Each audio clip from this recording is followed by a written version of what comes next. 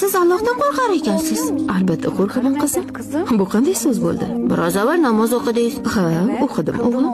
Yonmoqdan qo'rqqaningiz uchunmi? Chorsuda bir kishi jomidan chiqib, bir bolani so'kayotgan edi. Nima ekan u bolani aytib? Yong'oq sotuvchidan yong'oq o'g'irlabdi. Bizni Alloh yoqsa, biz namozni qo'rquvda o'qiymizmi? Har mo'min Allohdan qo'rqish kerakdir, qizim.